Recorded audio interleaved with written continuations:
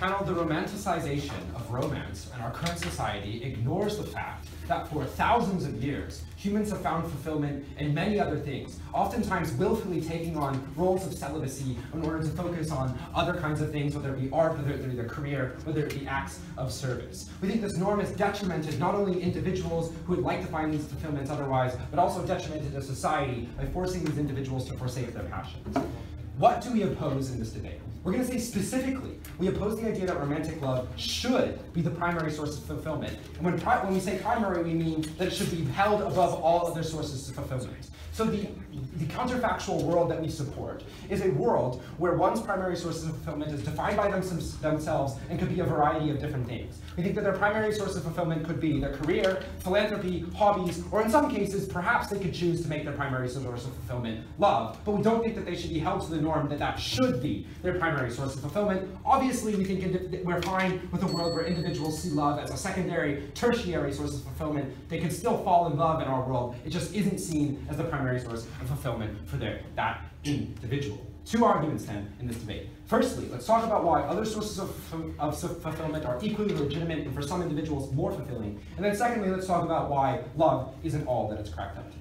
Firstly, on other sources of fulfillment, I want to give 3 examples that I think kind of illustrate the idea that there are other sources of fulfillment and empirically that individuals take in. Firstly, the example of an individual who sees their career as more than a 9-to-5 job. I think some individuals get so subsumed in their career. Think about the individual who really enjoys urban development and doesn't spend 40 hours a week, but spends 80 hours a week designing new solutions for their city, creating new buildings, things like that. Secondly, we think the idea of a painter, the individual that is so utterly obsessed with their craft, the Michelangelos who forsake love and did nothing else but create sculptures and make paintings. But even if they did fall in love, many of these artists, like Gauguin, ended up abandoning their romantic situations in order to go to an island and paint. We think empirically there are individuals who are so obsessed with their craft that they forsake love. We think that those empirics alone show that it is important to those individuals. But thirdly, we think just plain service to others. We think that even in the past and now, the fact that so many individuals willfully take on celibacy to become nuns or Catholic priests, for instance, take the Mother Teresa's of the world, is a salient example of individuals who find fulfillment in helping others, serving others, making a better world, not fulfillment within romantic partners. We think these are obvious cases not only of individuals who choose those above romantic love, but also individuals who find fulfillment without romantic love, and we think that they're specifically important. What's the comparative then? How does the norm adversely affect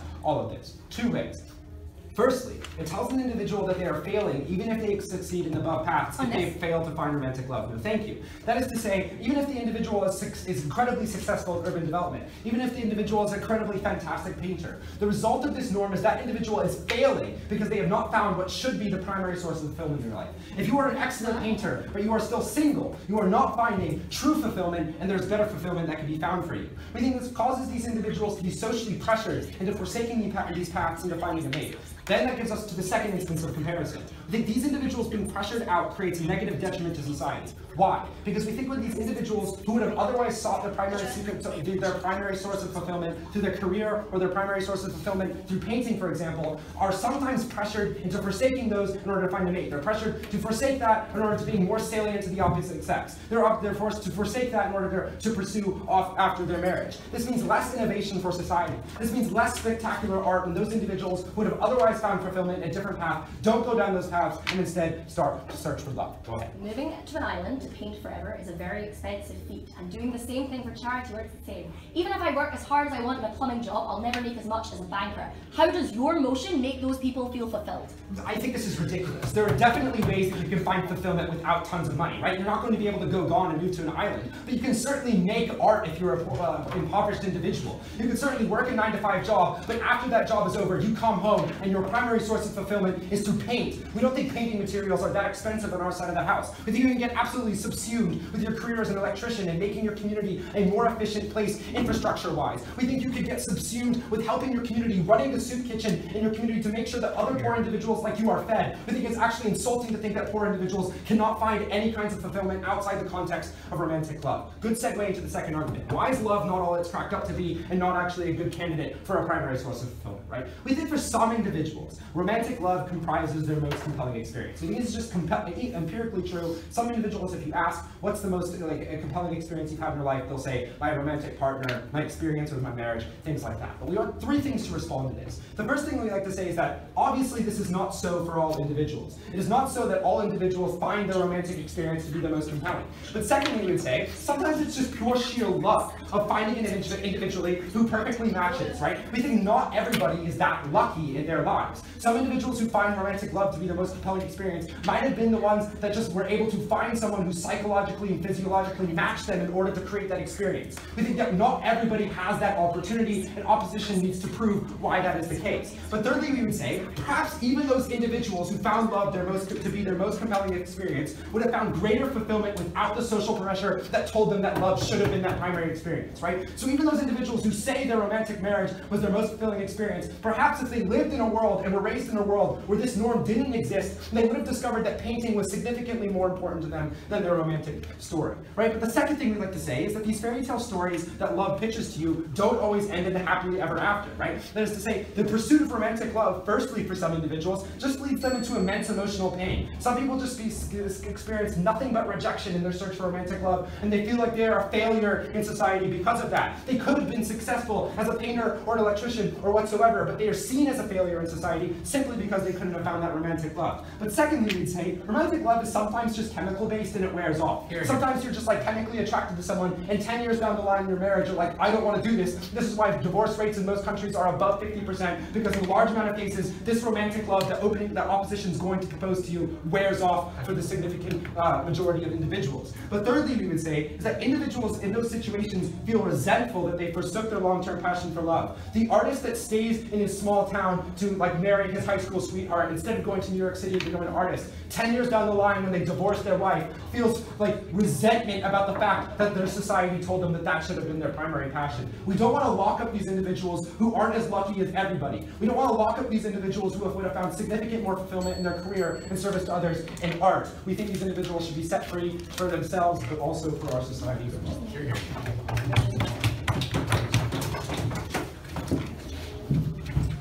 Please thank the speaker for that speech and invite the leader of the opposition.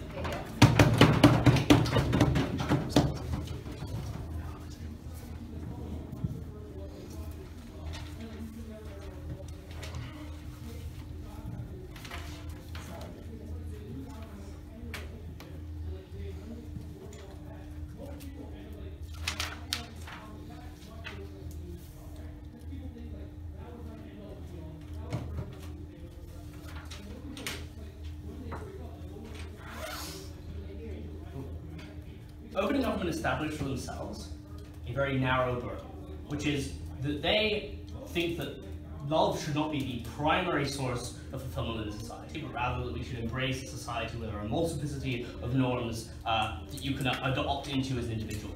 I think the comparative they imagine requires that it's possible for us to construct a society where you can have or opt into a really wide variety of options or norms. Most of the benefits they provide you are not actually what benefits of why specifically love is better compared to other things that we can hold as social norm, but rather why norms themselves are specifically problematic. What I'm going to do in this speech is, one, demonstrate that is untrue. The comparative in this debate is love as the priority or norm, or something else that would be similarly narrow and confining as the norm that we adhere to. Second, I'm going to tell you why, compared to the most reasonable alternatives, love is preferable. And finally, why relationships are going to be considered significant either way on either side of the house, and why we would prefer that those relationships were imbued with the norm of love, and it makes those relationships preferable because they will still be significant. First, why are norms necessarily narrow, and therefore they cannot defend a world where they are just defending a really wide multiplicity of norms where you can opt into any kind of life that you would want? First, I think norms, socially, serve a very specific function. That is that they enable us to communicate with one another by referring back to a very specific set, a narrow set of assumptions about how we're going to behave and live our lives. It takes a tremendous amount of work if in every conversation interaction you have with other people, you have to do the work of establishing what normal human interaction or behavior looks like, what it looks like to live a normal life, what society expects of you. That's why we outsource psychologically the purpose of constructing what normal behavior looks like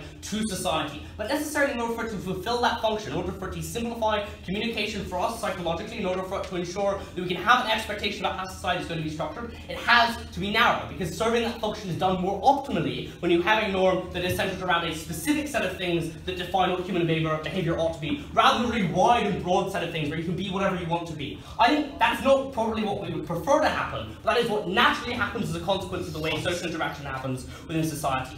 This is also supported by the mechanisms by which social norms are constructed and structured. Because norms are built out of, like, the reproduction of ideas about society as they're represented in things like media, movies, talk shows. Everything we produce contains some degree of those norms. And for it to be effective in doing that, for it to make sense for Disney to make a movie about how people should live their lives, it is best from their standpoint to have a norm that is incredibly simple, because that's going to sell well to the populations who are consuming it. It's incredibly comforting to consume something which says there's a very simple code that you ought to live by, and that is satisfying to you morally. That's why religions are often so successful at pushing a very specific, narrow type of life, is people ultimately psychologically want to be told that. But the result of that is that the way that norms are structured necessarily narrows them, so you can't defend a world where you just have any norms and people just opt into any kind of life. What is the upshot of this in this debate? One, this debate is not a multiplicity, they must defend one specific narrow set of norms. Second, I think the norms they select, and they can't just take literally any ones they want, have to be defined by ones that will be acceptable to power structures within society. That's why I think it's less likely that the comparison in this debate is things like service to others or your personal passion. Because ultimately, all the mechanisms by which norms are created transfer through power structures. So they go through Hollywood and the way that those norms and ideas are produced in movies, and they go through people who have the access to control over all communication in society. Those people have disproportionate influence and control. It's not in their incentive that everyone in society believes that they ought to be serviceable to others, or do uniquely what they, individuals, want. It always makes sense that you fulfill some specific purpose, like the purpose of pursuing your career from the perspective of people in those power structures. So you can't just select whichever norms you want and then have the debate there. It would be basically impossible for us to win if you could. Third, I think also that most of their arguments that they provide therefore fall out of the debate, because the claim about it being bad when you fail to fulfill a norm, psychologically harmful to you, or when you develop resentment later because you were failed to fulfill that, all of those harms are non-unique. If we buy that there are going to be norms in society people will be raged against, I think fairly obviously that is the case. Why is love then a preferable norm that is good? I think one,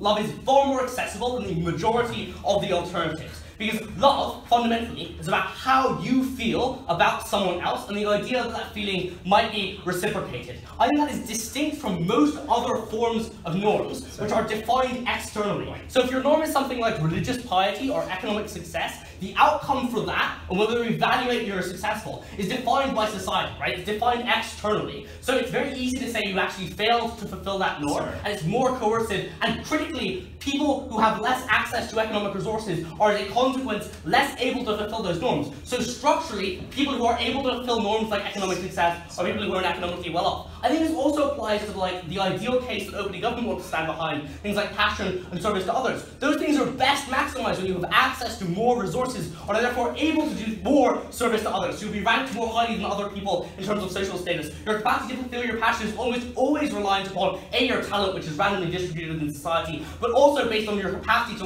not work and therefore pursue those alternatives. I think that's also true of religious belief and social status. Second, I think most norms that are not love are reliant upon the exclusion of other people. So if your norm is like economic success, right, is the most likely alternative in this debate. If your norm is because that's the function that it provides in society. Yeah, okay.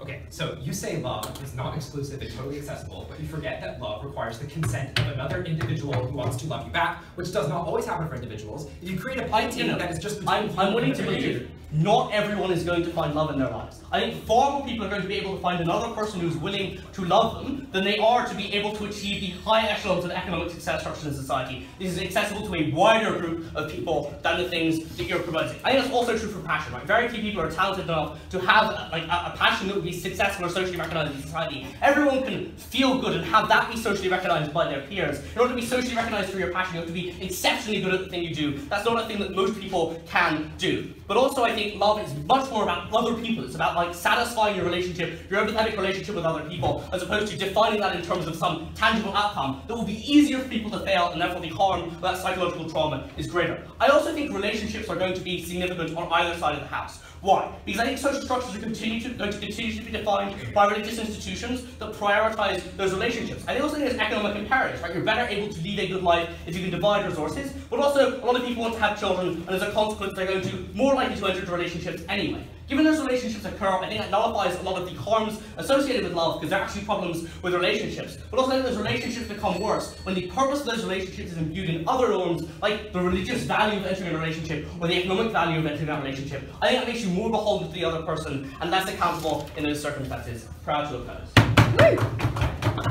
One thing I really want to We think that Speaker and invite the Deputy Prime Minister later. The opening opposition makes two fatal mistakes in their speech. The first is that they disingenuously engage with the framing that John and I set out. They misconstrued and quite frankly strawman our argument by saying that the only burden we set in the debate was to say that, norms in general are bad, love is one of those norms, therefore you must affirm the motion. No.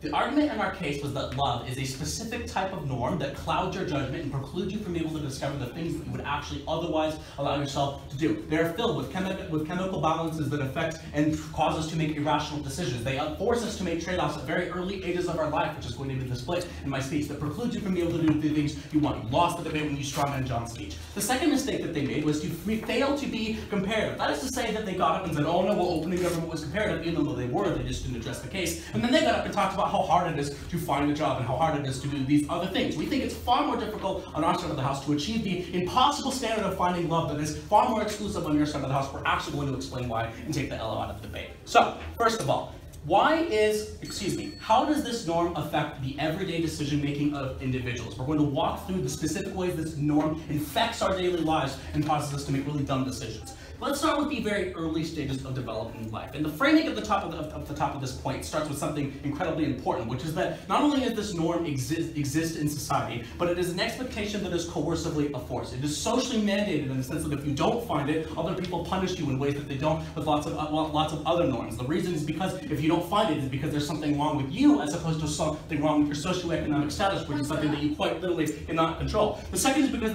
there's lots of little incentives that the government provides you to do things like get married, which means if you don't, you're not only defying religious institutions, but you're defying the government. Why is that really important? At the very early stages of development, there's lots of different influences that are forcing you to do really awful things as a result of the fact that this norm exists, and you have to fulfill it by the time you're 18. The first is parental influence. I think parents do things like discourage you from exploring all sorts of different options as long as they preclude you being able to settle down and find a partner by the age of 18 and start a nuclear family. This doesn't just apply to the United States, this is everywhere where this norm actually exists, which means that especially if you are a woman or a minority who is not encouraged to go out into society and fulfill these expectations elsewhere, it means that they're going to say that, well, that's really nice that you want to go to grad school or you want to go to this really nice university, but it means you're going to have to move away with this potential partner that we want you to be with. It means you probably shouldn't do it, which means they don't pay for their education, which means they don't support them in your endeavors. Oh, you're going to go and get this really cool job in the city. That requires you to do a lot of moving around and traveling, which means you're far less likely to plant your roots and find a partner. Do you see what I mean? It means that the parents decide what you get to do and give you those opportunities. And they think they conflict with finding the norm of finding love. You're never going to get to do it in the first place. They also do things like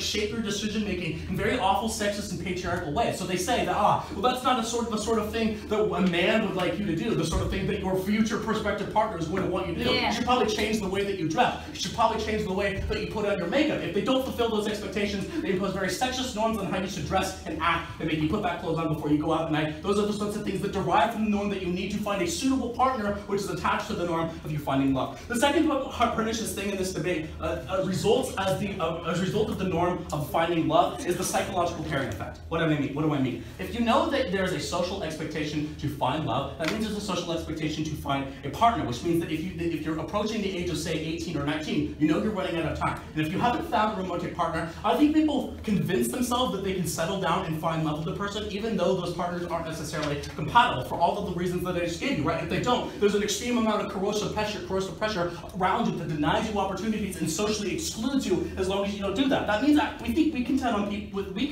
on opening government that many people don't actually find love, even though that's like the technicality of the debate. We think they settle on a lot of people who they otherwise just wouldn't really want to be around. Maybe all the dope men that fills their brains because they have sex with them at an early age convinces them that they're in love, but over time, this is precisely what leads to lots of awful things in adulthood. That's the second part of the speech here. What happens when these individuals are adults? I'll get with the end of the speech. Let's start with deconstruction of the opening opposition, right? John told you that those who cannot find it as a result of arbitrary factors like luck feel a lot of shame because they can't do it. We got a very disingenuous, uncomparative response on our side of the house. It's like, well, that is going to exist with other things, like whether or not you can find a job. The difference on our side of the house is that if you don't find love, it's because there's something wrong with you. It's because you're too ugly. It's because you're too fat. It's because you don't have enough prospects in your life. It's because of some random arbitrary factor that often fall out on very patriarchal lines. If you can't find a job, it's very easy, especially in like places that are increasingly liberal, to blame them on structural factors and to blame them on lots of other things, i.e. I lost my job as a result of an economic recession. It simply wasn't my fault. You literally can't stop being quote-unquote ugly. I'm using bunny ears because they're all very arbitrary factors. The difference is that with love, there's nothing you can do about it to change your circumstances unless you get like plastic surgery, which we still don't think, we think just masks the problem anyways. Moreover, we think there's lots of trade-off opportunities that jeopardize individuals, right? John told you lots of those examples. So when they say, well, being a painter is too expensive, they literally miss the point. It's that you don't get to decide what you want to do because those sorts of trade-offs preclude you from ever finding it in the first place. I'll give you 3 different examples of things that you can do. Let's take something very basic to try and get the DLO to actually engage with us in the debate. Something as simple, as absolutely simple, as going to college, getting a degree, and being a teacher. Those sorts of things that you wouldn't have ever done because your parents didn't encourage you to move out of the city to try and get a degree in the first place. Back half. Top half? Okay, awesome. Last thing that's bad about this is that you stay in really awful, toxic, abusive relationships, right? Because the uncertainty of a breakup means that you're not sure if you're going to stay with that romantic partner. And if you break up with that individual, that means you haven't found love anymore, and therefore you're violating the norm. That's what specifically forces women to stay in really awful economic situations and never leave their abusive partners in the long term, because they know there's an expectation that you have to find love. Sure. I think that's disingenuous. People stay in relationships for multiple reasons. I think sometimes they're just psychologically attached to that person because they don't want to leave. Yeah, there are lots of reasons as to why this is true. We're saying this is a major one. You have to engage in that proportionality of the assertion that is attached to the claim, that is attached to the argument. Why do we think it's better to reject this norm? So I'll give you lots of reasons. Like, you're far more likely to genuinely fall in love and find your own meaning, which means that if you actually do want to find a partner, you're going to be a lot happier. You can be self-fulfilled because there are less sacrifices that deprive you of opportunities. It's more equitable because the forms that replace those opportunities are often better off than people who don't have them the most. They tell us that we only prove why norms suck. No, we prove that 1, love clouds your judgment and forces norms onto society to prevent you from discovering what truly makes you happy. Whatever that is in this debate, we don't care. We just think you have the right and the autonomy to make that decision in the first place. And then the second thing, we prove that this is particularly pernicious for individuals who are subjected to the nature of patriarchy and oppression, those people who wouldn't have those decisions even if we weren't in this debate room in the very first place. There is literally no reason as to why this should be a dominant norm in society. That's not just because it's a norm, that's because it's a really bad one.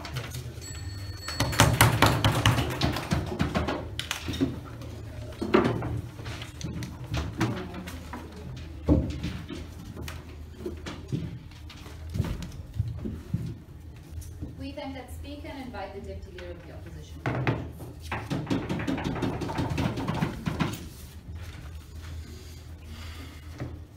Mark explained to you that the tragic thing about being a human being is that we are constantly searching for some sort of fulfillment for our life, and we can probably never find it. I think it is better that we are looking for something that everyone can get, rather than we live in a society which tells you the most success you will have is if you are very economically successful, or if you're the most successful in your career, or you're the best religious person to have ever lived, or you're just really good at painting. Because all of those things, genuinely, some people will just never be able to achieve. Even if you become the top person in your company, there's a bigger company. Even if you are somebody who's like the best woman in your business, you're never promoted past that final promotion because of those structures. I think that love, even if it cannot be accessed by everyone, is more accessible. But crucially, and what I want to add in this speech as well, is to say that with love there is hope, right? So to see that there's fulfillment in love is to say that one day you might fall in love. And even if you die trying. The problem is, under their side of the house, your life worth is over at 60, when you can't, like, I don't know, you retire, so right, that's done now, or like you realise that you were just not going to get any further, no thank you, in your career, or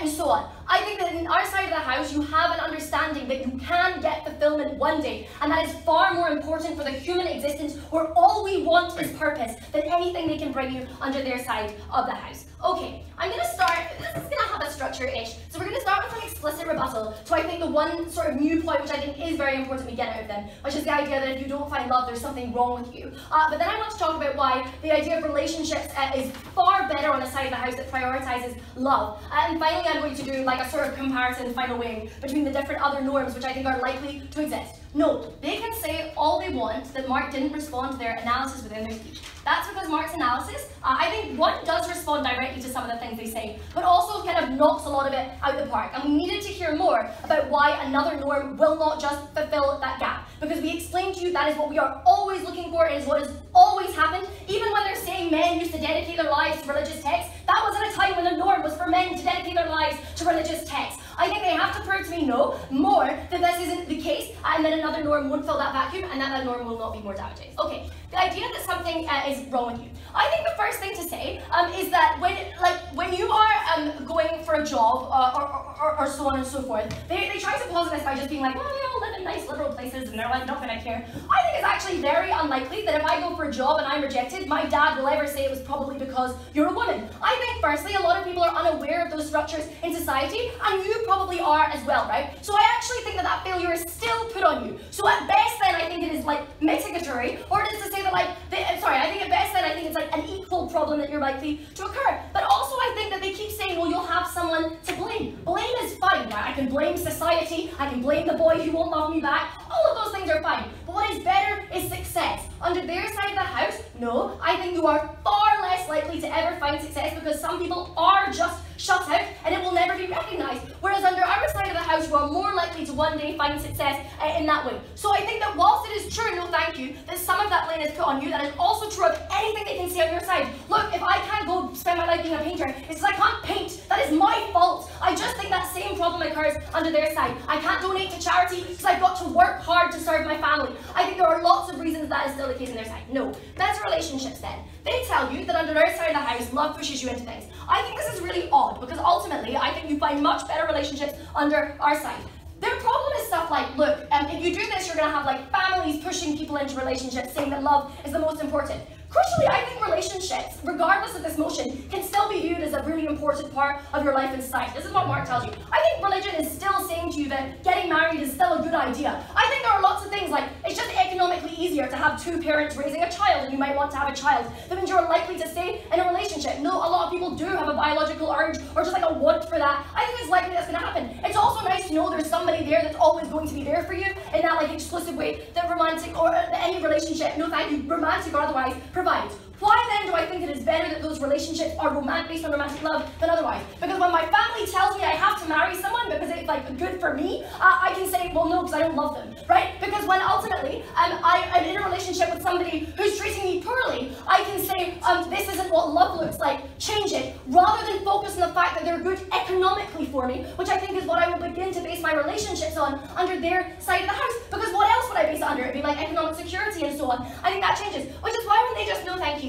assert like, well now people are gonna like say they love you and it's gonna track your relationships forever. One, if I recognize that that person does not love me, because if they did love me, they would not abuse me in that way, I will leave. I think people are equally able to be coercive under your side of the house in your best case scenario, and that is still problematic for you. I don't think you can win this debate. I think what is more effective is when you are able to use love to say this is what I desire and this is what I want. And you can be comparative in that as well, right, too. You can say like, well, this is what I think love looks like and this is what I want. But crucially, I think it just means that all the harms they tell you about these relationships being pushed on you, these being economically coercive, are less when that massive driving force of a norm about relationships continues. Okay, versus other norms. First of all, no thank you. Career success. I think that there are just some people who will never do as well as other people. You might have been less educated, you might literally just be a woman, or somebody who like doesn't want to come out in the workplace. All of those things mean that, or like you come out in the workplace and you're fired for it. I think all of those things mean that you cannot succeed in certain communities as you ever would. They can assert this debate as in liberal democracies, don't see why it has to be. I think it can be anywhere. But even then, I think there's lots of women who never get promoted because they don't play golf with their bosses. I'll take closing if you've got one.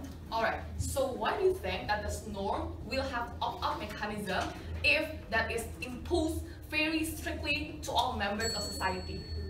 Sorry, I didn't really hear your point, but I don't know if I can ask for it again, so I'm just going to respond to what I think it was and I'll hope for the best. Okay, I think these norms are, I think Mark explains to you how these norms are mechanised in society and that they have very strict rules behind them. I think that is true of any norm that is likely to exist, because you'll just make a nice film where, like, I don't know, Jennifer Aniston like really wants to work really hard and get money that way.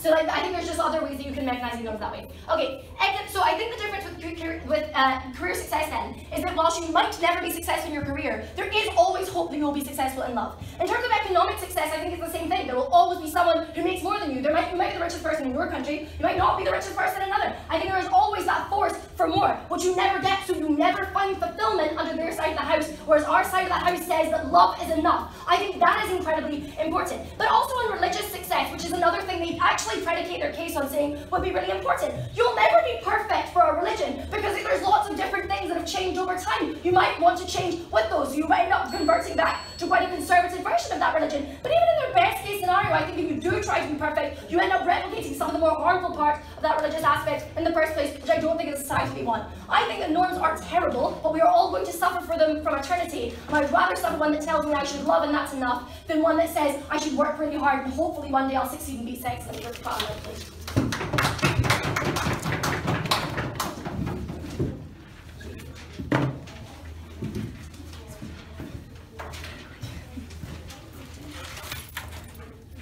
Alright, we thank that speaker and invite the member of government to speak here.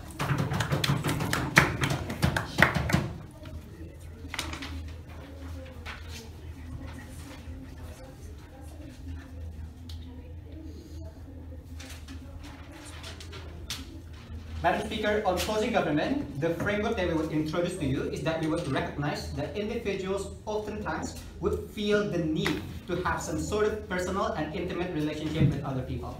But given that the current status quo currently makes or disallows individuals to have even opt-out mechanism from the kind of relationship that exactly perpetuated by the norm that is narrow that opening opposition talk about, we think the alternative of other relationship is better. Namely, platonic relationship, where you can have friendships with other people, molding personal intimacy as well, not to the extent of romantic relationship, but we think that can also be fulfilling to some individuals who need that intimacy.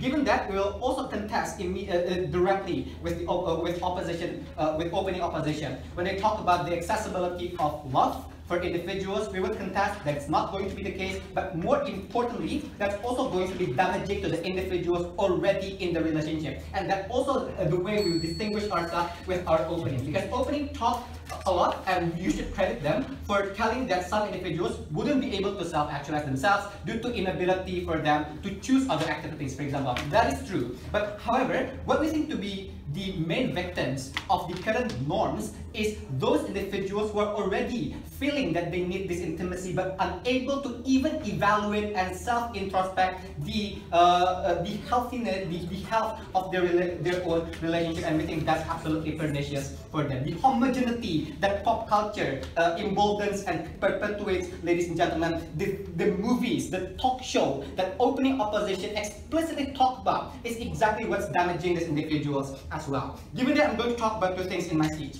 Number one, let's analyze who forms the norm and what purpose was it created for, and number two, how does this impact relationship, whether or not it's going to most likely lead to abusive relationship or stressful relationship when you're going to only display a very curated version of your love life and feel that as if your love life is a competition with other people. Let's talk about who forms this norm and what purpose was it created. Because we think the purpose of this romantic life most likely, when it's organic, is going to be heterogeneous. Unfortunately, due to pop culture, due to movies, the culture to which individuals are celebrating their relationship are very homogeneous. People buying chocolates for Valentine's or buying flowers, for instance. People going to movies and the male are expected to pay, for instance. Or the expectation that individuals who are perceived to be sexually attractive need to also have a relationship with similarly sexually attractive individuals.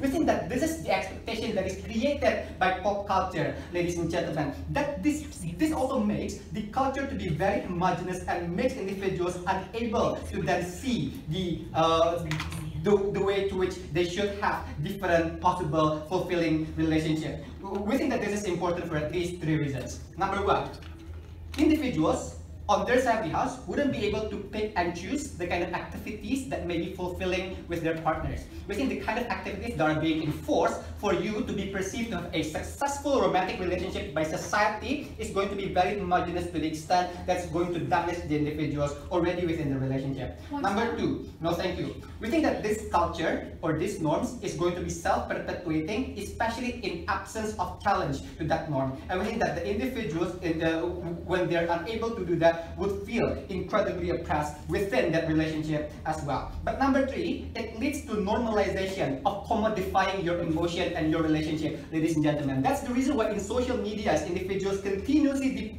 display the extremely curated version of their love life, creating the cycle of evil, as if you need to have a happier romantic life in comparison to other people by the very same standard you may not be able to achieve. Because sometimes going to holidays with your partner, going abroad for your holiday, may not be accessible to all individuals, given the differences in terms of capitals, for instance, or given the difference in terms of the time that they can give, ladies and gentlemen. And this means that the accessibility of romantic lives that opening opposition talk about is completely outrageous, given that this only accessible to some individuals with massive amount of leisure or massive amount of capital, ladies and gentlemen. This allows individuals to have a happier relationship because they continuously have to compare their relationship with other people. Yeah, opening. For the first time in this debate, can GovBench respond to the fact that that is true of all norms and they're always comparative? And so any norm that fills this vacuum that you talk of, or even a relationship norm, is likely to continue to be this damaging. No, some norms are oppressive, but the friendship norms, we think, is much less oppressive and much less commodified because you can have variety of activities with your peers. You can have activities that doesn't necessarily require as much capital, and people would still perceive you to be as happy as them within the standard to which society imposes may still exist even in friendship. But the extent to which it exists is much less pernicious in comparison to a pop culture driven romantic life that opening opposition talks about. We think that is incredibly dangerous for them to defend. But secondly, let's talk about the impact of the relationship, because I think many people are yet to be ready, lots of them, to have a meaningful relationship that is romantic, but they're being pressured by society to have some sort of standard that is being fulfilled. Exactly what they talked about. Like, you want to fulfill the expectation by society, for instance, which means most probably when you are going to have divorce, for instance, or when you're going to split with your partner, you're going to be afraid of the way society is going to be to perceive you, because you're going to be perceived to be as a failure, because you're not going to be perceived as a successful individual in maintaining the emotional health of yourself. That is what most likely leads to an abusive relationship, possibly mentally, even to an extent physically. But not just that. Even in terms of the continuous pressure you have to digest on a daily basis, I think that's also incredibly dangerous.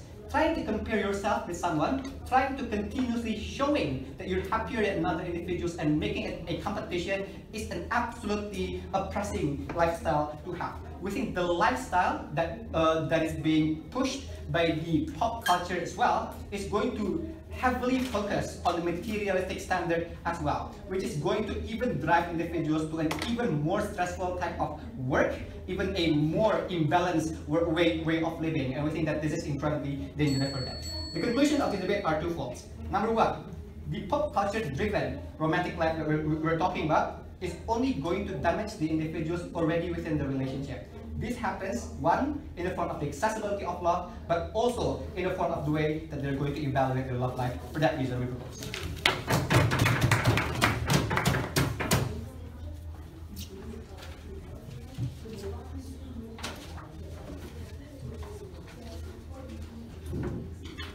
We thank that speaker for that speech and invite the member of the opposition, Jason.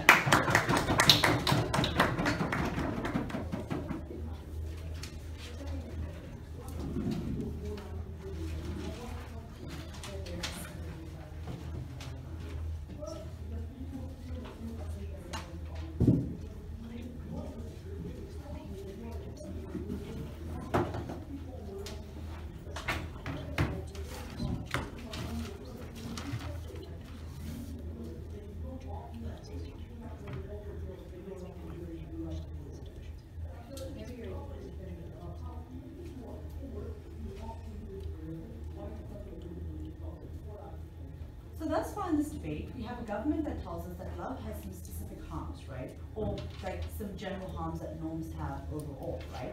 Then they also tell us this idea of how love is arbitrary. What we hear from opening opposition is this idea that norms in general are harmful, and they tell you how it's comparatively better. What we're going to bring you from opposing opposition is three things. Firstly, we're going to tell you why the burden that they have set for themselves for opposing something is incredibly low, right?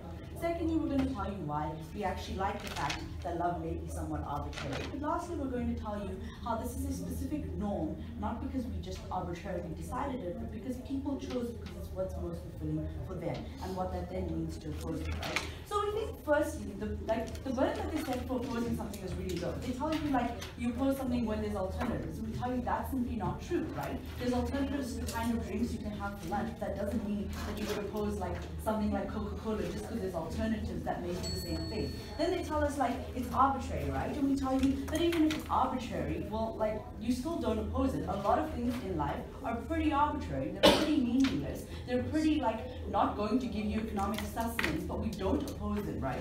We tell you things like depletion, things like sex, we tell you things like depletion aren't specific to love, right? We tell you any resource you have could potentially run out, and that's a bad thing. They concede to this fact when they try to run sexism and say that that's a harm of love, right? We tell you that's just not true, because sexism would exist regardless. It's not just romantic partners who are sexist towards their partners. Society in general is sexist towards women. If anything, we think romantic partners tend to be less sexist towards their partners because they see themselves in their partners, right? We tell you things like pressure don't just exist with this. We tell you there's a lot of pressure to do a lot of things like go to university. We don't necessarily oppose that. Then what we tell you what we have to defend is we don't necessarily have to defend the worst case of love either, right? We tell you we are happy to defend a progressive form of love, one that's not heteronormative. We're happy to defend love among queer people. We're happy to defend love which is not abusive, right? And we tell you this isn't unreasonable because this is actually majority of the cases of love anyway, which is why people opt into it in the first place, right? We tell you that we're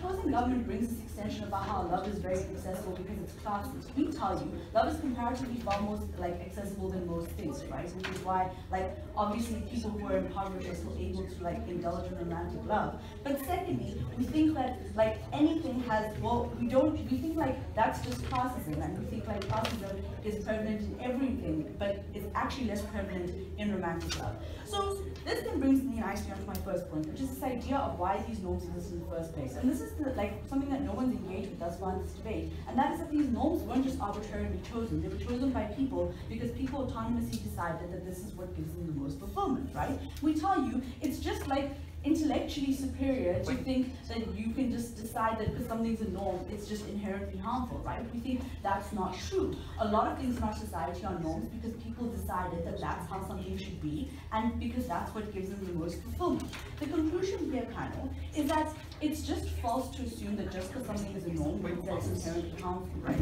But secondly, we tell you that this norm was chosen by people in and of themselves because it's what gives them fulfillment. Thirdly, we tell you there is actually a lot of pressure against romantic love anyway, right? We tell you, specifically in the Western world, there's a lot of second-wave feminism that tells women to prioritize their things over their careers, which means that there's a gross mischaracterization about the kinds of pressure that exists for people to pursue romantic love in the first place. But secondly, we tell you that the existence of this pressure, again, doesn't negate the fact that people have, to an extent, autonomously chosen this and that's fulfilling. Why is this the case? We tell you there's some specific benefits you get from love that you don't get anywhere else, right?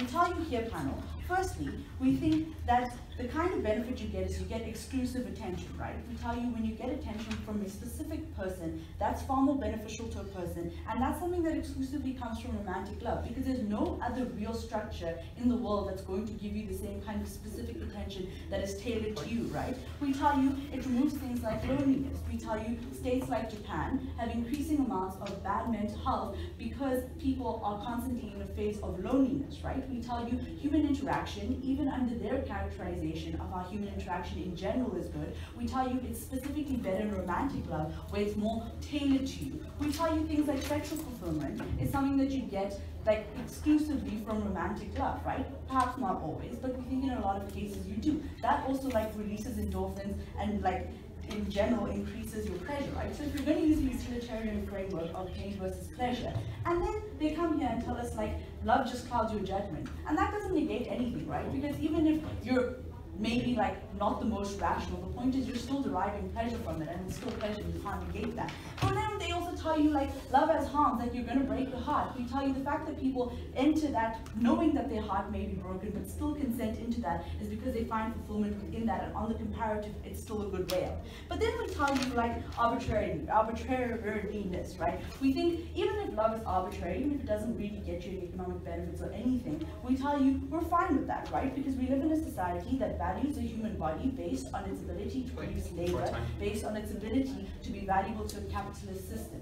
We tell you on the comparative then, love gives people more fulfillment, specifically in this world that tells us that our bodies are only valuable in as far as we're productive. This means engaging openly government directly when they tell you that like you're less likely to be a productive member of society. We tell you that's fine, because we tell you what we value on our side is a happy member in society and one that derives the most pleasure, right? And one that derives the most fulfillment. That's inherent emotion. But lastly, we tell you it encompasses good values. Why is this? We tell you firstly, people are able to compromise more and learn about compromise when they're in romantic relationships, when they're forced to do this. On this idea of sexism, we tell you people are actually more likely to be more aware of the other person and their politics, right? We tell you the reason why Kanye West is all of a sudden concerned about women's rights when he's in a relationship with Kim Kardashian is because you're more able to value the other person when you're in a romantic relationship with them.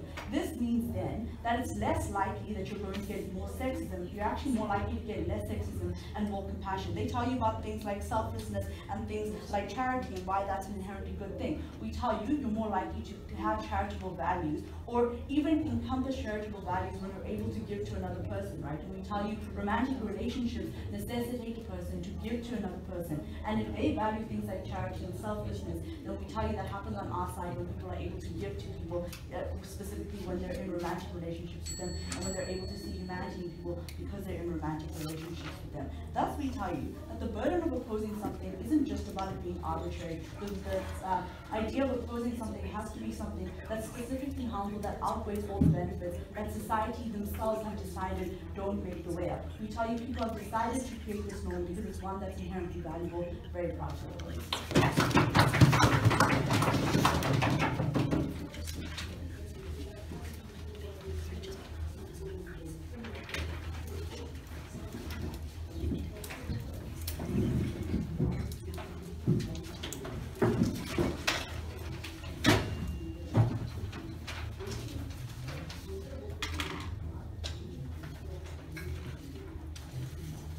We thank the speaker and invite the government to carry on.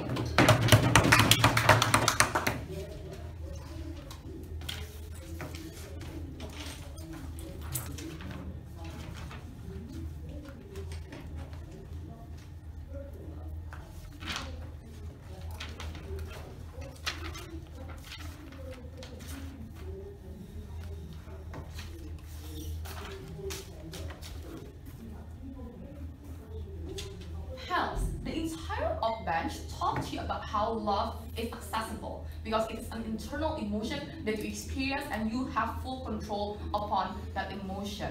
I believe that this is a false claim because they forget to explain and respond to my partner's extension about there are also other externalities in love, and just because it is an internal emotion that does not mean that you are independently define what is love for you. And that's the reason why when I will be able to tell to you why love is no longer accessible when it is defined as a primary fulfillment of people's life and people's desire, all the benefit from love has been invalidated, and that's the bit, right?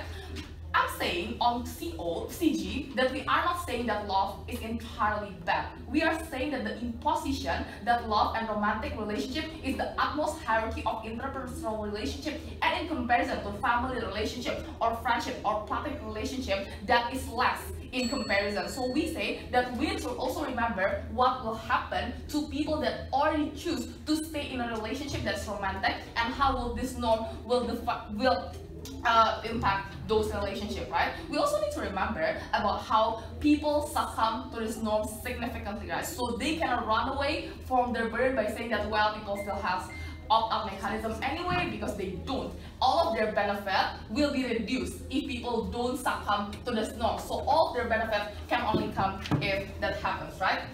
Now, I'm going to talk to you about one important thing, because apparently opening opposition push us to answer what distinguishes love from other norms. I have 3 responses towards this.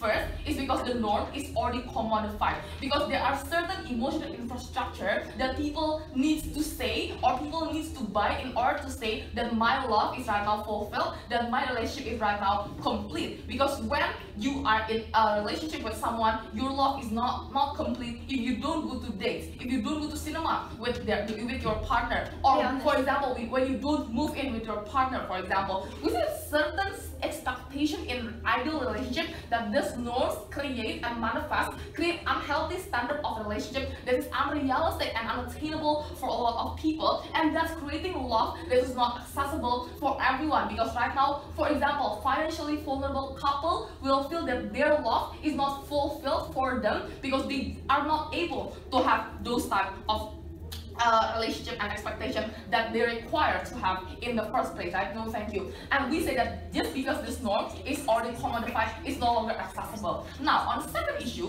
is about this norm is inherently patriarchal. That romantic relationship is originated from the need to reproduce, and also the norm is very heteronormative about how women are perceived as objects, and they need to bear children for their love to be perceived as complete and fulfilled, right? So we say that the origins of this norm is already patriarchal, and we don't like this norm. But lastly, and the most important thing is because there's no accent or opt-out mechanism. No, thank you. Because the norm that we have right now is that you can only love one person. It's very monogamous, and when you choose to see other person, when you hook up with other person, you are considered cheating. This is an unrealistic standard for both you and your partner, because when you try to see other person because you feel that certain needs or certain desires that you don't feel fulfilled, you are a bad person, you are a failure. And we say that this is an unrealistic standard for our society to have. This is different with family, this is different with friendship, or this is different with career or hobbies or sports, because all of those are not exclusive, that can go hand in hand.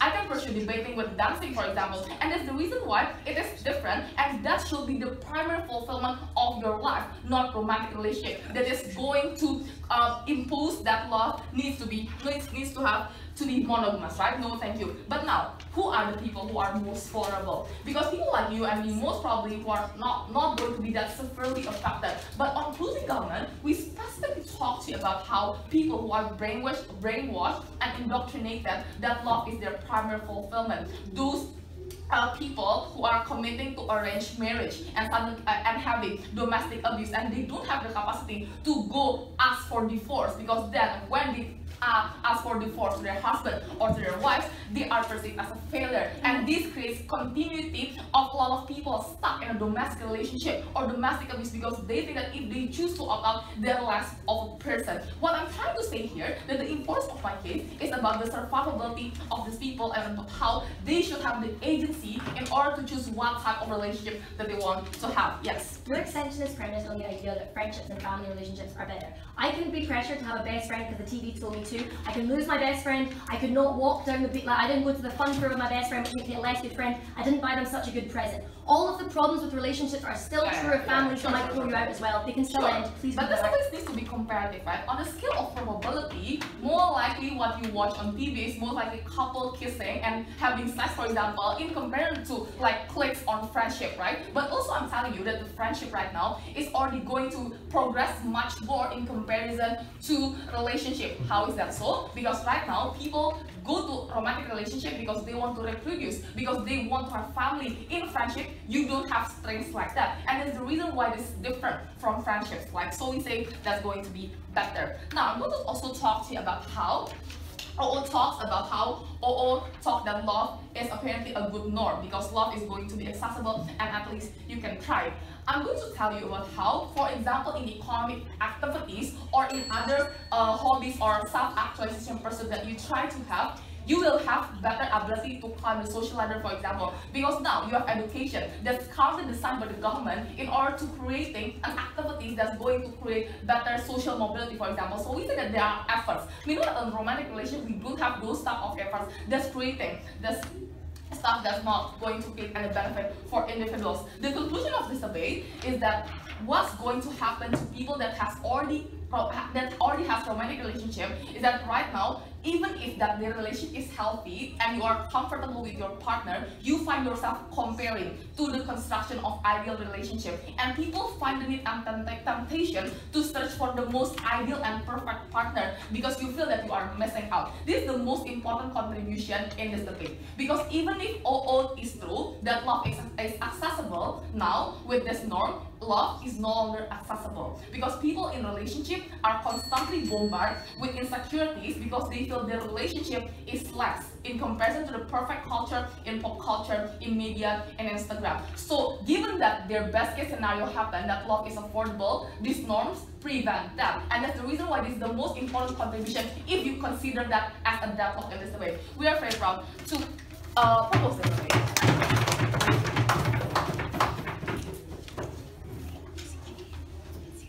We thank that speaker and invite the opposition to take it.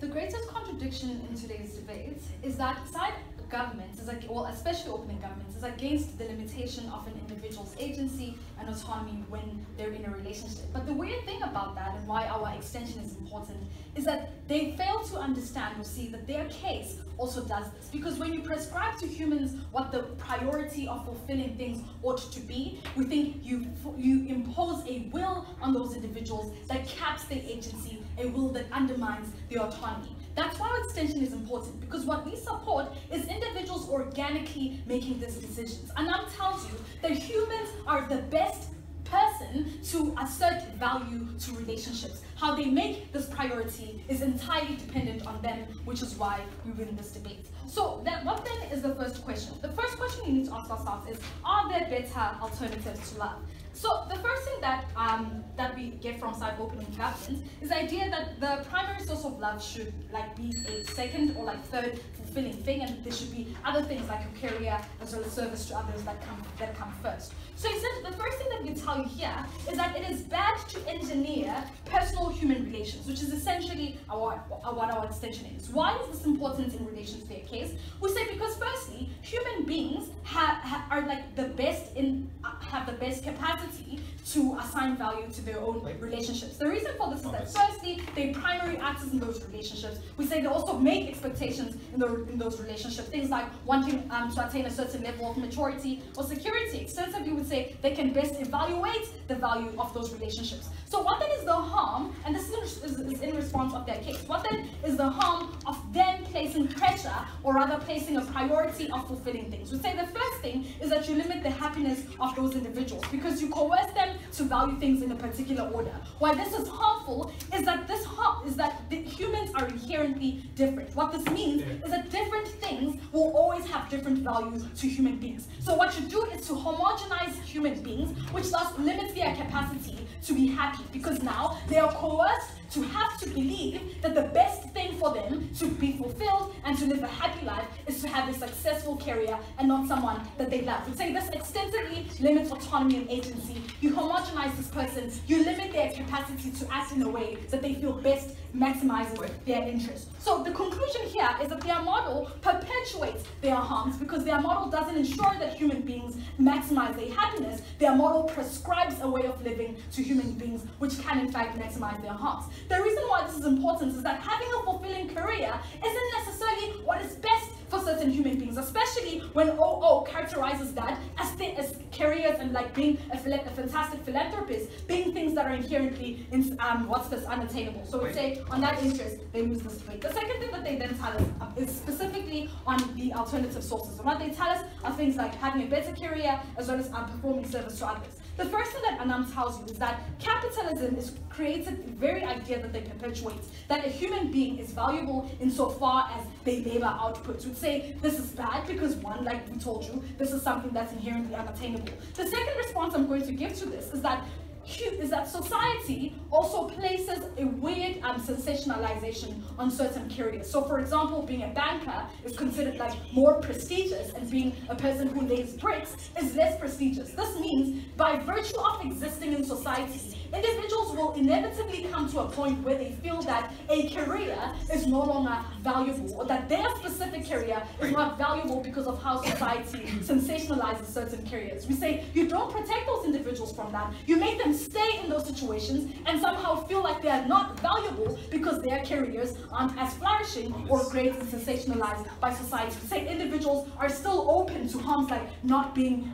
sufficient in relationships, right? Cool. The third thing that we then have to look at is this point that came up in the DPM speech, which is the idea that there's nothing that you can do unlike alternatives, which is essentially, according to their case, what makes love inherently worse. We say this is not the case because we seldom in life make decisions without influences that come from outside. Firstly, right, we say that love doesn't put you in a position where you can't necessarily opt out. But two, we'd say that the false logic in this shows that OG's harms are not exclusive to love. Why is this the case? We say that people who often face multiple situations where they can't necessarily opt out. We say this is not a condition of love specifically, but this is just a condition of social interactions and circumstances in life. For example, black people face white people who are racist. They can't necessarily do something about that. For example, the Rohingya are discriminated in Burma. They can't necessarily do something about that because that's not a consequence of the relationships that they chose. We say they are harms unnecessarily specific to love in this instance. We don't think that what makes love inherently bad in this debate is the fact that people don't have a means of changing the circumstance in which they find themselves. But like Anam told you, we don't have to defend bad instances of love. Before I proceed, opinion. So if individuals should have autonomy to choose what's most fulfilling for them, why can't they choose something besides romantic love? I think opening That's government cool. gave That's you cool. three We're examples. okay with that because we support making organic choices. What we're saying is we don't want you to prescribe how people should do this. We don't want you to say that love should be secondary or should be like the third most important thing. We want this to happen organically. So this then nicely brings us now to closing governments. And essentially what they discuss is how love is not accessible, but secondly, how relationships with friends and family are better. What we're firstly going to tell you on the latter, which is how relationships with friends and family is better, is that romantic relationships don't have to happen as an alternative to like relationships with the family and friends. We don't think this is the case. But the second thing on how love is inaccessible, we'd say we have to then ask ourselves the question that was brought up in Anam's speech, which is what makes a norm harmful? We'd say a norm isn't harmful when it provides, a norm isn't harmful when it creates an alternative contrary to status quo and influences your decisions and desires. Because we seldom make decisions in status quo, or rather in our lives and daily lively activities, without external influences. What makes a norm harmful is when it is prescriptive and limits your autonomy to choose as well as to exercise agency, right? The reason why love does not fit in this instance is because it is built firstly around the idea that your romantic relationship with this person is sufficient irrespective of what you do not have or irrespective of what another person has, right? We say that it is built on saying that in spite of not having wealth, you're still sufficient for me. But secondly, we say love does not fit this criteria because love is not necessarily like the problem. We say it often it is I cannot see my speech. stage. But essentially, love is not based on like the relative, or it's not based on what other individuals have been saying. It's more about the personal relationship that is shared by individuals. Thank you. Thank you very much, guys. Thank you. Thanks.